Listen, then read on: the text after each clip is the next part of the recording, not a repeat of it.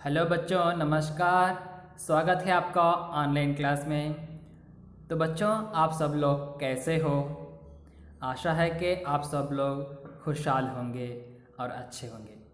तो बच्चों, आज हम आपके सामने एक नए टॉपिक लेकर आए हैं जिसका नाम है अरुणिमा सिंह। यहाँ पे एक कहानी है जो साक्षात्कार की कहानी है, जिसमें अरुणिमा अपनी आत्मविश्वास से और अपनी धैर्य से कुछ साहस करके दिखाई है, जिसके बारे में आप लोगों को बताया गया है। तो चलिए अब हम पाठ के और देखेंगे। तो यहाँ पे देखो, पाठ देखने से पहले पाठ के सारांश को हम लोग पहले देखेंगे। तो चलिए अब हम पाठ के सारांश के ओर जाएंगे। तो बच्चों, यहाँ है आप लोगों का पाठ का सारांश।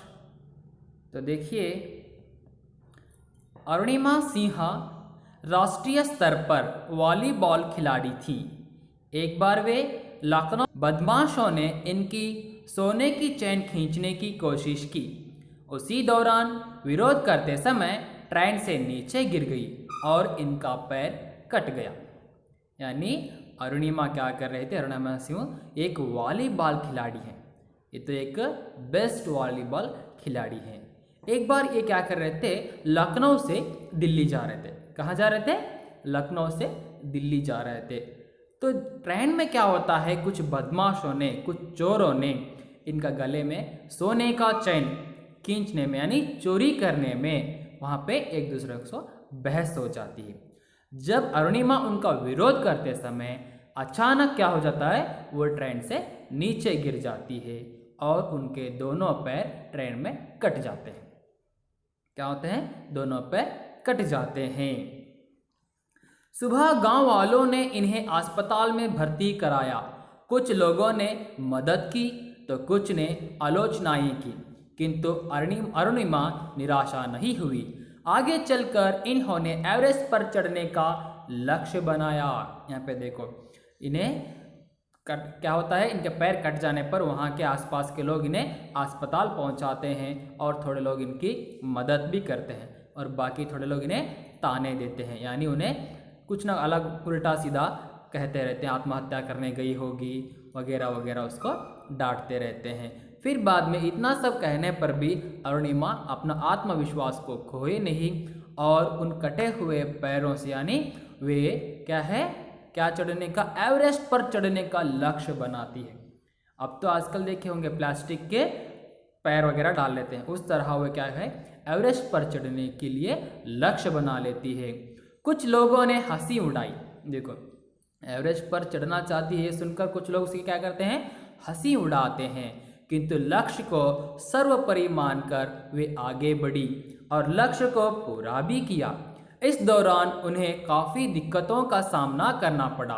वे अपने परिवार और मैडम बेचेंद्री पाल को अपना प्रेरणादायक प्रेरणार्थक मानती है।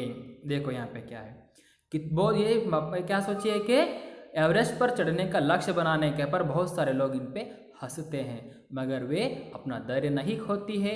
अपने परिवार और बेचेंद्री पाल, जो हमारे भारत के कौन है, पहले एवरेस्ट पर चढ़ने वाली महिला बेचेंद्री पाल, इन दोनों को प्रेरणार्थक मानकर वे आगे बढ़ी और सफल भी हो जाती है।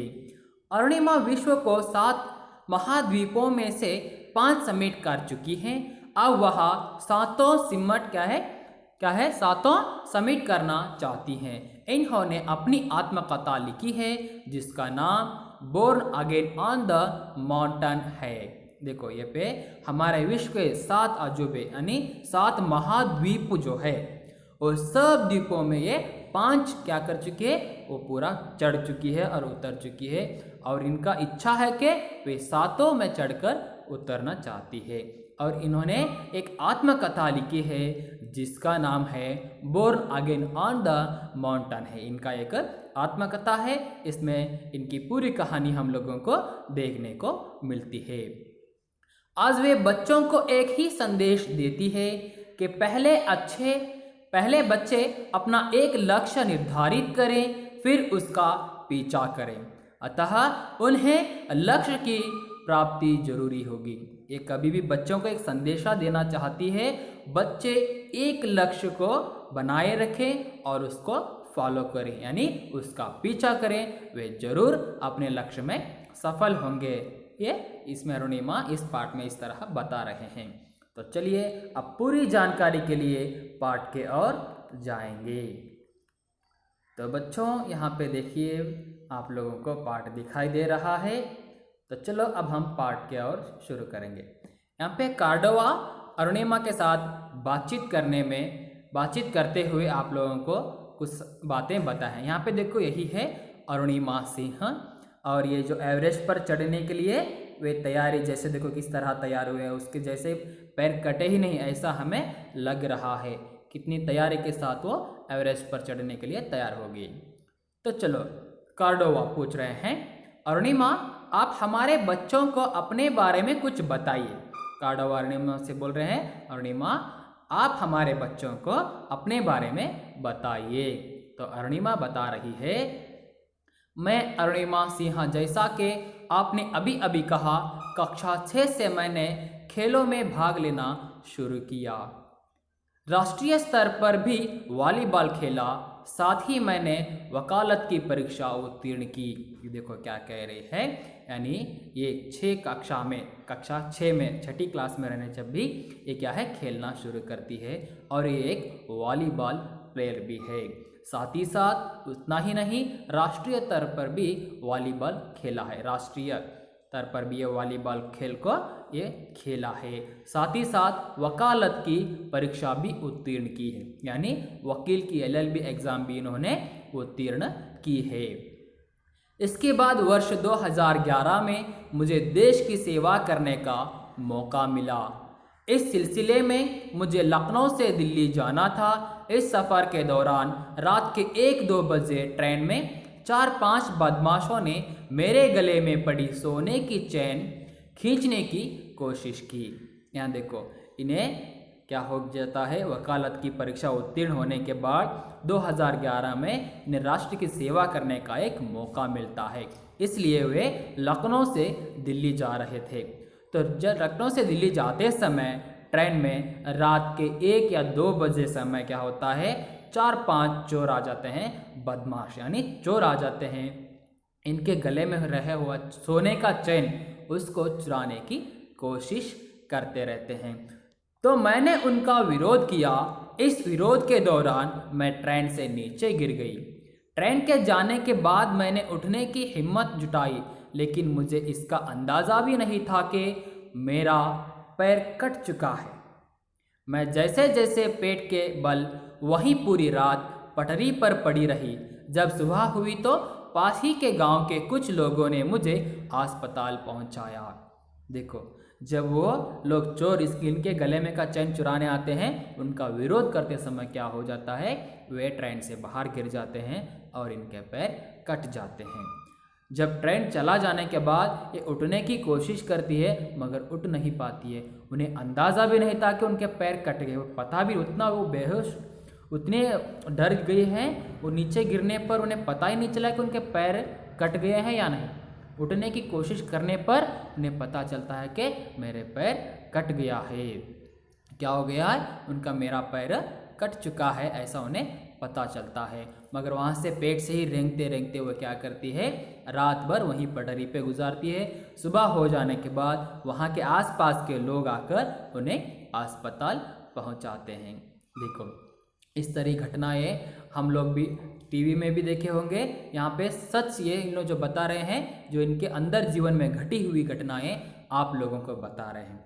तो हमें भी ऐसे लोगों से, जो चोरों से, बदमाशों से बहुत होशियारी से रहना है, क्योंकि हमें भी यही घटना कभी ना कभी घट सकती है।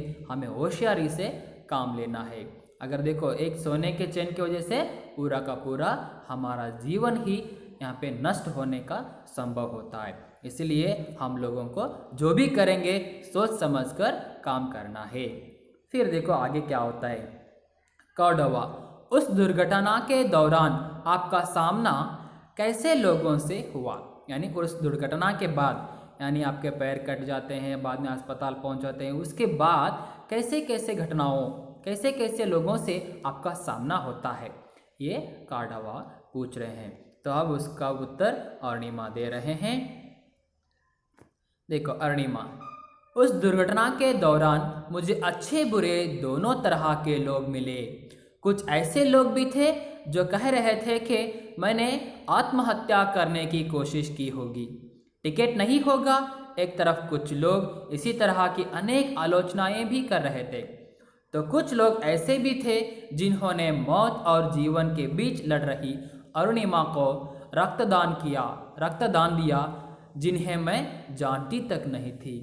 देखो यहाँ पे जब दुर्घटना के बाद लोग कैसे कैसे बातें कर रहे हैं, क्या सोच रहे हैं, ये आत्महत्या करने की कोशिश की होगी इसलिए उसके पैर कट गए हैं और जान बच गया है, थोड़े लोग कह रहे हैं। और थोड़े लोग क्या कर रहे हैं, उसके पास टिकट नहीं होगा, जो टिकट पूछने के लिए जो आता है उसे टिकट बताने के लिए उसके पास टिकट नहीं है, इसलिए वे ट्रेन से उतरने की या कूदने की कोशिश की होगी, इसलिए उसके पैर कट गए हैं, ऐसा सोच रहे हैं। तो और थोड़े लोग क्या किए हैं, इनकी जान बचाने के लिए इन्हें रक्तदान भी दिया, इन्हें खून भी दिया इन्हें बचाने के लिए। कौन इन्हें रक्तदान दिए, वे कौन है पता भी नहीं है इन्हें, इतना लोग इन्हें मदद किए।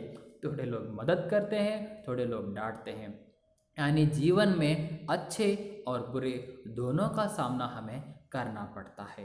तो पता नहीं हम लोगों के जीवन में कैसे कैसे घटना आ गए होंगे, यानी आप लोगों के जीवन में भी कुछ ना कुछ अच्छे बुरे घटनाएं आए होंगे जो आप लोग जानते ही नहीं है, वैसे लोगों से आप लोगों को मदद भी हुई होगी, तो हमें पता नहीं रहता है कौन मदद किए हैं कौन मदद नहीं किए हैं।